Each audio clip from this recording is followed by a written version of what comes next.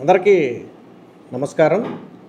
మొన్న సిదిరి అప్పలరాజు కుమారుడు ఆరవ వర్మ చేసినటువంటి యాక్సిడెంట్లో గొర్రెల కాపరి దానయ్య మృతి చెందాడు. పలాస నియోజకవర్గం కాశీబుక్ దగ్గర ఇది జరిగిందని మనం మాట్లాడుకున్నాం. అయితే సరే, నిన్న మొన్నటి వరకు ఎంతవరకు ఇది రాజకీయంగానే తిరిగింది. అంటే సిదిరి అప్పలరాజు కొడుకు గుద్దేశాడు, తర్వాత హాస్పిటల్కి తీసుకెళ్ళలేదు, ఈ టైపే చూసాం.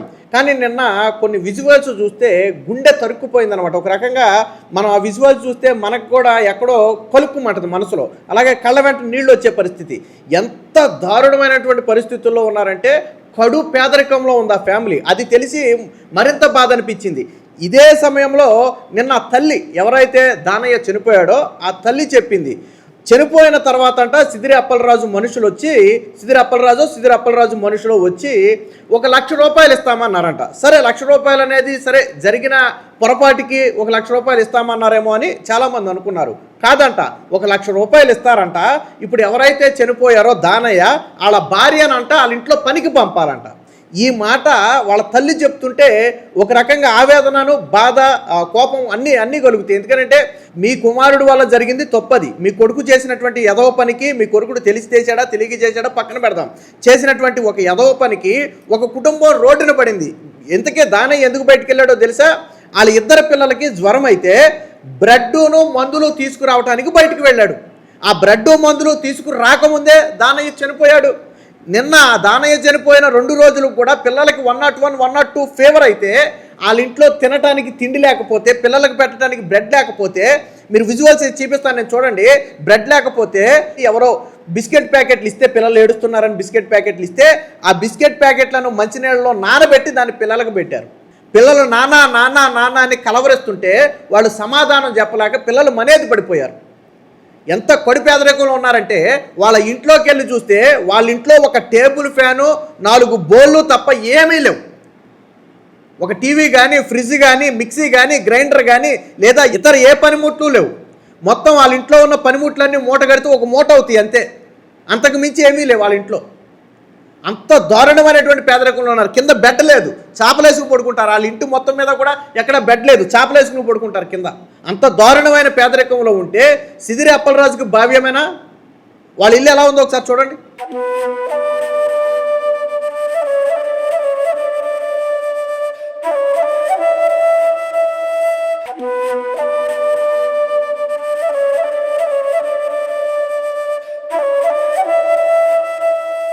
చూశారు కదా, ఏమైనా ఉందా వాళ్ళ ఇంట్లో? ఎంతో దారుణమైనటువంటి పేదరికంలో ఉంటే నీ కొడుకు తెలిసి చేశాడో తెలియక చేశాడో ఒక తప్పు జరిగింది. నీ దగ్గర డబ్బు లేదా? 5 ఏళ్ళు నువ్వు మంత్రిగా చేసావు. ఒక 5 లక్షలు 10 లక్షలు ఇచ్చే కుటుంబాన్ని ఆదుకోలేవా? లేదా ఇద్దరు పిల్లల్ని నేను చదివిస్తానని చెప్పి నువ్వు బాధ్యత తీసుకోలేవా? ఎంత హుందాగా ఉండేది నిజంగా. కానీ నువ్వు ఆ కుటుంబానికి కొంత ఆర్థిక సహాయం చేసి ఆ ఇద్దరు పిల్లల చదువుకి నాది బాధ్యత అమ్మా, వాళ్ళు ఎంతవరకు చదువుకుంటే అంతవరకు నేను చదివిస్తానని చెప్పి నువ్వు బాధ్యత తీసుకుని ఉంటే ఈరోజు నువ్వు ఎంత హుందాగా ఉండేది. నువ్వు ₹1,00,000 చేతిలో పెట్టి నా కోడల్ని, ఆ చనిపోయిన దానయ్య భార్యను నీ ఇంటికి పనికి పంపమంటావా? మనిషివేనా? మానవత్వం ఉందా అసలు? అంటే ఎలాంటి పదాలతో వీళ్ళని వర్ణించాలో కూడా నాకు అర్థం కావట్లా. ఎందుకంటే కడుపు రగిలిపోతుంది. ఒకసారి ఆ తల్లి మాట్లాడింది వినండి. ఒకసారి ₹1,00,000 తీసుకుని వచ్చి ఏం చేశారు ఒకసారి వినండి. నేను ₹1,00,000 ఇస్తాను, పాసి పనులు నా ఇంట్లో చేస్తుంది, నా కోడలకు తోలమన్నాడు. ఇక్కడ కాదు, మా ఇంటికి వచ్చి కాదు, ఎక్కడో అన్నాడు. ఎక్కడో అంటే నా కోళ్ళ కడింటికి నా తనువు పోంగొట్టావు, నా జీవికి పోంగొట్టావు. నా కోళ్ళకి నీ ఇంటికి పాసి పనులు తోలల్లా? నువ్వు అంత డబ్బుగాలోడు అయితే నీకు అవులేడు చేయలేరా? నీకు పదవి ఉన్నదని నీకు ఏడు చేయలేము మేము. నిజమే, మేము చేయలేము. మాకు సరైన వాళ్ళు దొరికినారు కాబట్టి, మా సరైన వాళ్ళు కంటలు పడ్డది కాబట్టి మేము ఏ బాధపడినా పడతాం. ఇక్కడ విన్నారు కదా, ₹1,00,000 తీసుకొచ్చంట. ఆ ₹1,00,000 ఇచ్చినందుకంట తన కోడలనంట అక్కడికి పంపాలంట. తల్లి కూడా ఆవేదన చెందుతుంది. నా కొడుకుని చంపేయటమే కాకుండా ఈ రోజు ₹1,00,000 ఇచ్చి నా కోడలని ఇంటికి పనికి పంపమంటారా? అంటే అయ్యా, మీరు డబ్బున్నోళ్ళు కాబట్టే కదయ్యా ఇన్ని మాటలు మాట్లాడారు, మేము లేనోళ్ళం కాబట్టే కదా మమ్మల్ని ఇంత చునకలు చేశారని చెప్పి ఆ తల్లి కూడా ఆవేదన చెందుతుంది. ఇది భావ్యమేనా? ఇది కరెక్టేనా? జగన్మోహన్ రెడ్డి అన్నాడు కదా, 18 ఏళ్ల పిల్లోడు ఏం తెలుస్తుంది, తెలుసో తెలియకో జరిగింది తప్పే, జరిగితే దాని మీద మర్డర్ కేసు పెడతారా అని జగన్మోహన్ రెడ్డి మాట్లాడాడు కదా. మరి దానయ్య కుటుంబాన్ని జగన్మోహన్ రెడ్డి మొన్న మత్స్యకారులను పరామర్శకెళ్ళినప్పుడు దానయ్య కుటుంబాన్ని కూడా పరామర్శించవచ్చు కదా. దానయ్య కుటుంబానికి 10 లక్షలు 20 లక్షలు డబ్బులు ఇవ్వచ్చు కదా. పోనీ మీ నాయకుడితో ఇప్పించవచ్చు కదా. నువ్వు చెప్పాలి కదా సిదిరి అప్పలరాజుకి, అప్పలరాజు నువ్వు చేసిన తప్పు నీ కొడుకు తెలియజేసినా ఒక కుటుంబం రోడ్డు పడింది, వాళ్ళు పేదరికంలో ఉన్నారు, వాళ్ళని ఆదుకోవాల్సిన బాధ్యత నీదని చెప్పి ఎందుకు సిదిరి అప్పలరాజుకి జగన్మోహన్ రెడ్డి చెప్పలేదు? కరెక్టేనా? పుట్టాడు దుఃఖంలో ఉంటే 1,00,000 రూపాయలు ఇచ్చి నీ కోడలు నా ఇంటికి పనికి పంపడం కరెక్టేనా? ఎవరైనా సమర్థిస్తారా? మరి ఏమనాలి? సిదిరి అప్పలరాజుని ఏమనాలి చెప్పండి. అక్కడ ఎవరైనా సరే ఈ సిదిరి అప్పలరాజు చేసింది కరెక్టేనని చెప్పి ఒక మహిళని చెప్పమానండి, ఒక గ్రామస్తుడిని చెప్పమానండి. వాళ్ళు ఇలాగ అన్నారని తెలిసి ఇలా వీడియోల ద్వారా వాటి ద్వారా సిదిరి అప్పలరాజు వచ్చి 1,00,000 రూపాయలు ఇచ్చి ఇలా ఇంటికి పనికి పంపమన్నాడని తెలిసి చీ కొడుతున్నారు అక్కడ సిదిరి అప్పలరాజుని. నీ కొడుకు చంపేసి రోడ్డును పడేస్తే, ఆ ఫ్యామిలీని రోడ్డును పడేస్తే నువ్వు ఆ కోడల్ని ఇంటికి పనికి పంపమంటానికి సిగ్గులేదా సిదిరి అప్పలరాజుని? ఆదుకోవాల్సిన బాధ్యత సిదిరి అప్పలరాజుకు ఉంది. ఒక మనిషిగా మానవత్వం ఉన్నోడిగా నీకు ఆదుకోవాల్సిన బాధ్యత నీకు ఉంది. నీ కొడుకు తప్పు చేశాడు కాబట్టి. జగన్మోహన్ రెడ్డి అన్నాడు కదా నీ కొడుకు ఏం తెలియదని, కానీ నీకు తెలుసు కదా అన్నీ. మరి సిదిరి అప్పలరాజు ఆ పని చేయడం కరెక్టేనా? అసలు దానయ్య ఎందుకు బయటికి వెళ్ళాడు, తర్వాత ఏం జరిగిందో ఆ భార్య చెప్పింది ఒకసారి అనండి. మరి నీళ్ళతో పెడుతున్నావా జ్వరంతో ఉన్న పిల్లాడికి? ఏడ్ చేస్తాను, నా పరిస్థితి అనగా చేస్తాడు మా ఆయన. ఏడ్ చేస్తాడు నాకు మరి ఆ దిక్కు ఉంది. మా ఆయన అంత కదా నాకు తెచ్చిచ్చింది, నన్ను పాలలు పెట్టుంది. మా ఆయన నేడు నేను ఎక్కడికి వెళ్ళి తెస్తాను? కాదమ్మా, పాలకు కూడా డబ్బులు లేవా? బిస్కెట్ కూడా పిల్లలు ఏడుస్తుంది, అక్కడ 5 రూపాయలు కూడా నేవా పాలు అక్కడ తెచ్చి పెట్టేస్తాను. చూశారు కదా, పిల్లలకి బ్రెడ్ పెట్టడానికి పాలు పట్టవచ్చు కదమ్మా అంటే బ్రెడ్ పెట్టడానికే డబ్బులు లేవు, పాలు ఎక్కడి నుంచి తీసుకొచ్చి పట్టమంటారు? ఈ బ్రెడ్ మందులు తీసుకురావడానికి వెళ్ళే నా భర్త శవం వైపు తిరిగి వచ్చాడు, గుద్దేసింది అన్నారు, తీసుకొచ్చి శవాన్ని ఇక్కడ పడేశారు అంతే, అంతకు మించి ఏమీ లేదని చెప్పి దానయ్య భార్య అంత ఆవేదన చెందుతుంది. చూడండి ఆ పిల్లలకి ఏం పెట్టిందో చూశారు కదా. బిస్కెట్లను నీళ్లలో నానబెట్టి పిల్లలకు పెడుతుంది. మరి మనసు కలుక్కుమందా? దానయ్య కుటుంబాన్ని ఆదుకోవాల్సిన బాధ్యత ఉందా లేదా? మీరు ఇల్లు చూశారు కదా, ఇంట్లో ఏమైనా ఉందా? ఎంత దారుణంగా ఉందో వాళ్ళ పరిస్థితి, ఎంత పేదరికంలో ఉన్నారు వాళ్ళు.